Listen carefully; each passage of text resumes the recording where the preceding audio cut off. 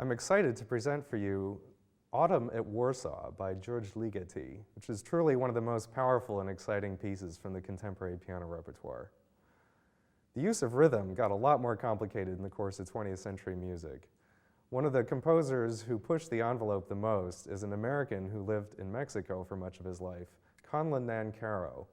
Nancaro wrote studies for player piano, where he explored what he called rhythmic dissonance, which were rhythmic patterns that were too complicated for humans to execute.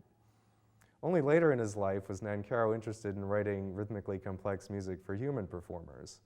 So an example is one of the two canons for Ursula, which I'll show you now. That's Ursula Oppens, who was a great new music pianist. In this canon B for Ursula, it's called canon B 2/3. And the idea is like this. So the left hand basically plays the tape from beginning to end at its tempo. 1/3 of the way through, the right hand comes in, plays exactly the same music at 1.5 times that tempo. So let me show you some of the left hand solo, and then a little bit when the right hand comes in, you'll get the idea.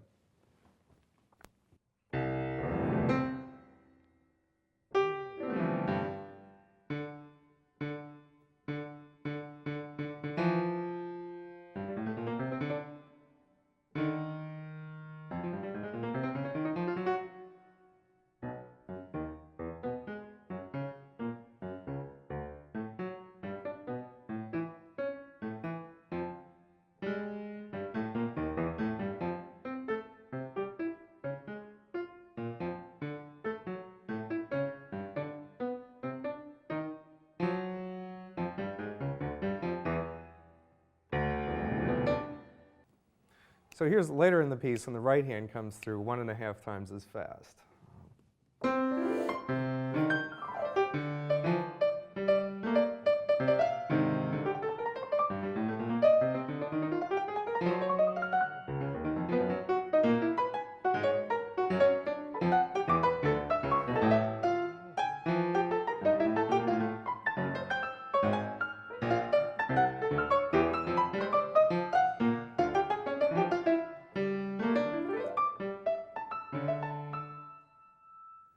Nancaro toiled away, punching holes in his player piano rolls, working in obscurity. But some composers were enthusiastic about his ideas, especially George Ligeti, who was one of the great composers of our time, just passed away in 2006.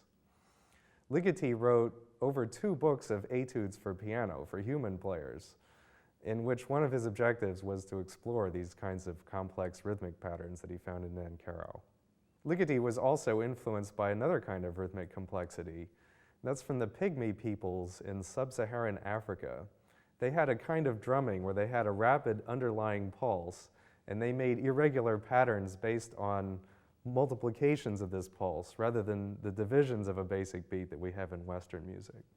Of all the etudes, I think that the Autumn at Warsaw achieves Ligeti's aims the most successfully. He combines the rhythmic complexity of Nancaro with the rapid underlying pulse of the African drumming. And he also combines some pianistic ideas that he got from a study of Chopin etudes.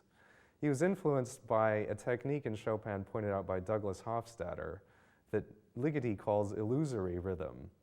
In this remarkable excerpt from Chopin's F minor Ballade, the pianist is made to play a 9/4 polyrhythm, probably without even being aware of exactly what that rhythm is.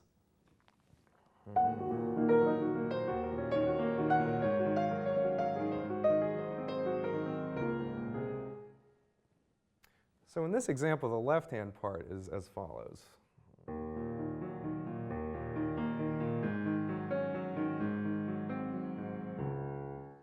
So 2 big beats per measure, 6 notes in each part.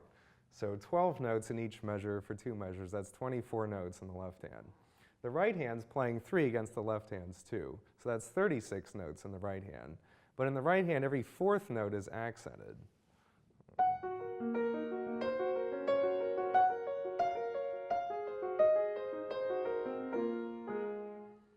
So with 4 going into the 36 notes, it's actually 9 in that tempo layer. So see if you can hear the 9 in the right hand against the 4 big beats in the left hand.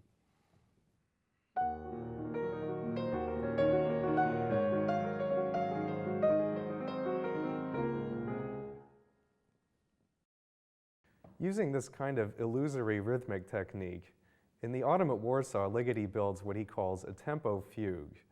He combines tempo layers of 3, 4, 5, and 7 over the basic drum pulse. This is an incredible compositional feat and obviously a very demanding one for the performer as well. However, when all 4 tempo layers are present at the same time, it seems to go beyond the powers of human perception, but it dissolves rather into a web of sound that he calls micropolyphony. See what you think when you listen to this example.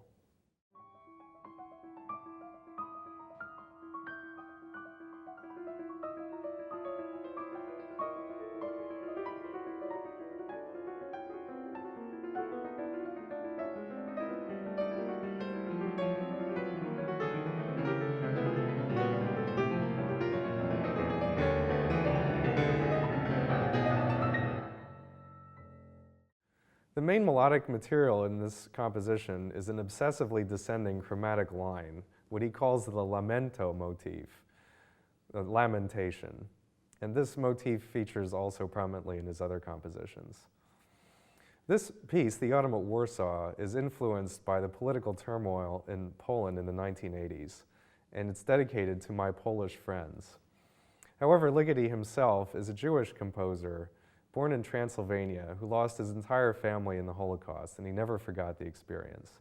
I'm sure this has a significant impact on the emotional atmosphere in this piece. It has an obsessive air about it, and the existence of all these different tempo layers at the same time really intensifies that. It makes it a harrowing experience, both for the performer and the listener.